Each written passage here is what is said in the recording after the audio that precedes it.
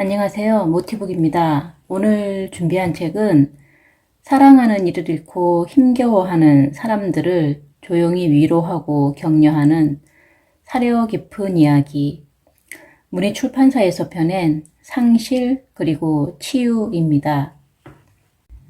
이 책은 저자가 예기치 않은 사고로 사랑하는 딸을 잃고 그 오랜 슬픔을 지나고 이제는 사랑하는 사람을 잃은 사람들을 위해서 이 글을 썼다고 합니다. 이별은 누구나 또 겪어야 될 일이기도 한데요. 우리는 그 슬픔을 어떻게 이겨내고 견뎌야 하는지 이 책 상실 그리고 치유에서 그 해답을 한번 찾아보도록 하겠습니다. 사랑하는 사람을 잃고 난 직후에는 가족이나 친구들과 함께 정해진 의식을 치르느라 몹시 분주하다. 곁에서 함께 눈물을 흘리며 안아주고 음식을 권해주고 떠난 사람을 기억해주는 친구들이 있어서 위로를 받는다. 가까운 사람들과 함께 서로 사랑하고 위로하는 마음으로 종교의식을 치르면서 의미와 희망을 갖는다. 하지만 모든 의식이 끝나고 친척과 친구들이 집으로 돌아가면 홀로 남은 우리는 새롭고 낯선 땅으로 들어간다. 그 땅에서는 우리 삶에 의미를 주었던 사람 하나가 사라져버렸다. 낮이나 밤이나 이제 우리 마음에는 빈 공간이 있다. 생각지도 않은 때 불쑥불쑥 그 사람이 생각나면서 고통이 시작되는데 그 고통은 어떤 날에는 사나운 파도처럼 밀려들고 어떤 날에는 물에 떠내려가는 나무 하나를 들었을 때 천천히 제자리로 떨어져 내리는 물과 모래처럼 오기도 한다. 이 과정은 아주 오랫동안 계속된다. 사랑하는 그 사람과 아주 가까웠다면 며칠이나 몇 달이 아니라 몇 년 동안 계속되기도 한다. 아이나 배우자를 잃었을 때는 끝내 극복하지 못하기도 한다. 하지만 우리가 지혜롭게 대처한다면 그리고 떠난 사람이 묻힌 곳을 몇 번이고 거닐 수 있는 용기를 낼 수 있고 다행히 주위의 도움도 받을 수 있다면 상실감은 사라질 것이다. 우리는 선택할 수 있다. 그래야 한다면 위험지역에서 돌아올 수 있고 아니면 더 강해졌다는 느낌이 들 때 그렇게 할 수도 있다. 언젠가는 물보라를 얼굴에 맞으면서도 바닷물에 빠질 것을 두려워하기는커녕 입술에 닿는 소금과 맛을 느끼기까지 할 텐데 상실감에 아파하면서도 곁을 떠난 그 사람의 강렬한 사랑을 여전히 느낄 것이기 때문이다. 그리고 우주의 미스터리 안에서 그와 우리가 절대 풀리지 않을 사랑으로 묶여있다고 믿을 것이기 때문이다. 본질적인 것은 사라지지 않으며 명료하게 남아있다라고 손턴 와일더는 말했다. 죽은 이에게 바치는 최고의 선물은 슬픔이 아닌 감사라고 했다. 결국 우리는 이 특별한 그림자의 계곡을 헤쳐나갈 것이며 슬픔의 기미가 늘 남아있을 거라 해도 우리 내면에는 그 사람과 함께 나누었던 삶을 감사하는 능력, 몸은 함께 있지 않다 해도 그가 여전히 축복해줄 미래를 기뻐하는 능력과 힘이 있음을 느낄 것이다. 우리 각자는 자신의 슬픔과 기쁨의 역사로 말하고 글을 쓴다. 작가와 한 인간으로서 나의 삶은 슬픔의 경험, 특히 우리 가족이 콜로라도 산맥에서 휴가를 즐기던 어느 화창한 여름날 오후 16살 나이에 낙마 사고를 당한 딸아이의 죽음으로 커다란 영향을 받았다. 오래전 일이다. 슬픔은 제 몫만큼의 시간이 필요하고 한동안은 우리의 시간 전부를 차지한다. 이제 삶을 온전히 다시 살아갈 수 있게 되었다는 생각에 나는 슬퍼하는 사람들을 위한 이 명상 책을 시작했다. 이 책에는 한 해의 날짜가 차례대로 실려 있지만 어느 달, 어느 날부터 시작해도 상관없다.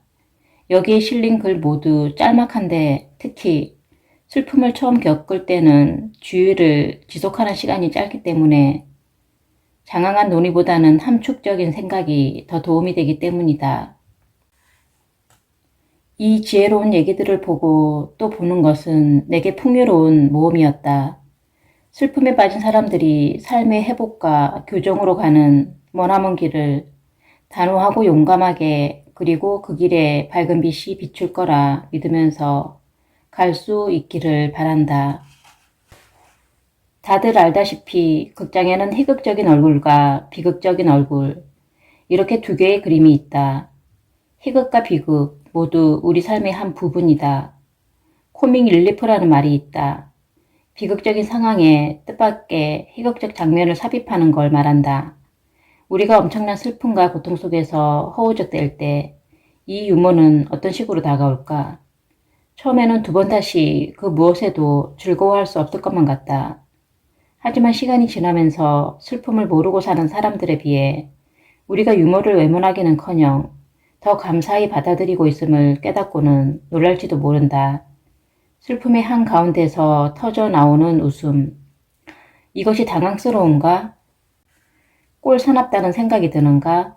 하지만 굶주린 사람이 배부른 사람보다 음식을 더 갈망하듯 절망에 빠져 있을 때 코믹 릴리프는 가장 필요하다.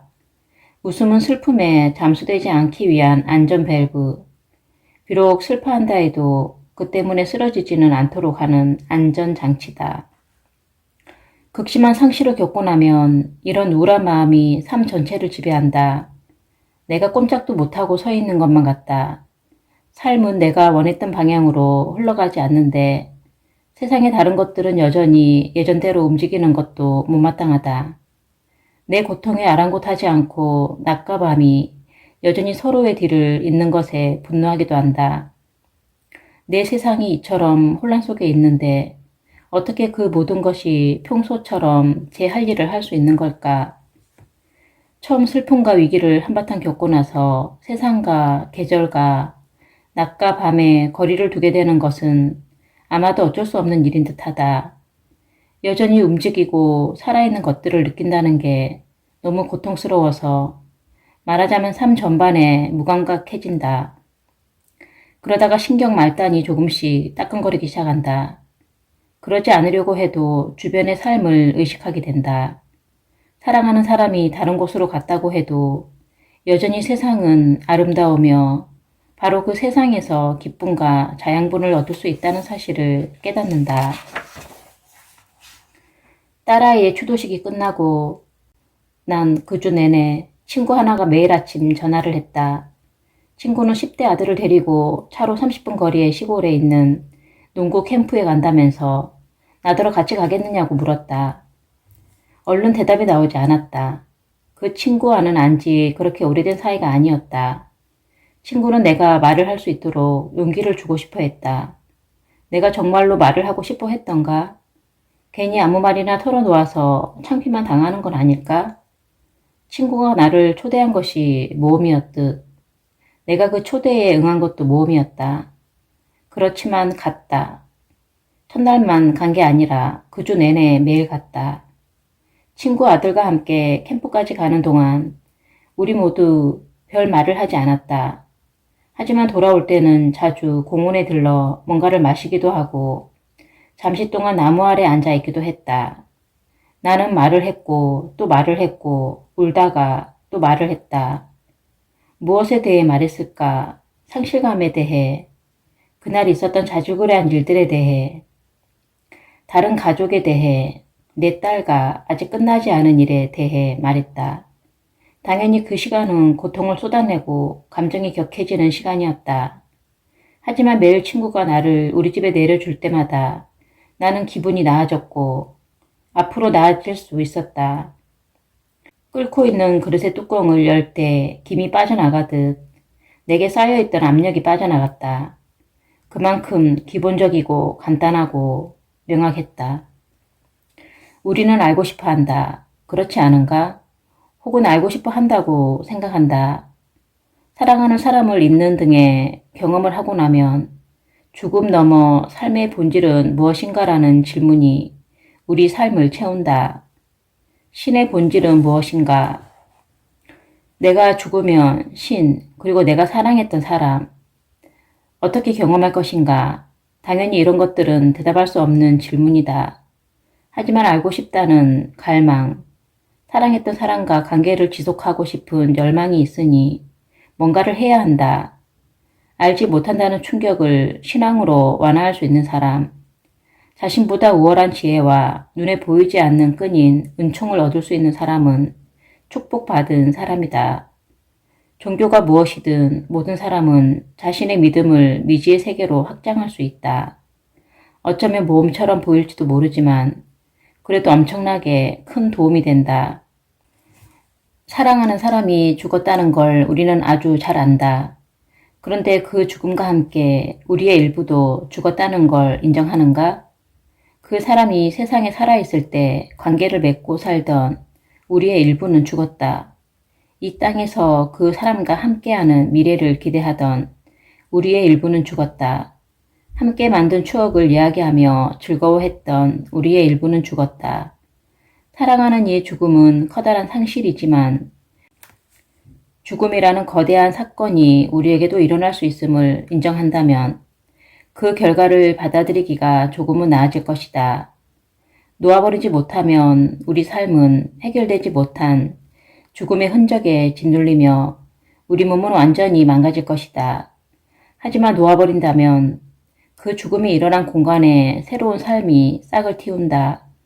자연은 공백을 혐오한다라는 말을 우리는 수도 없이 들었다. 이제 곁을 떠난 사랑하는 그 사람과 새롭게 맺은 관계 역시 새로운 삶의 일부다.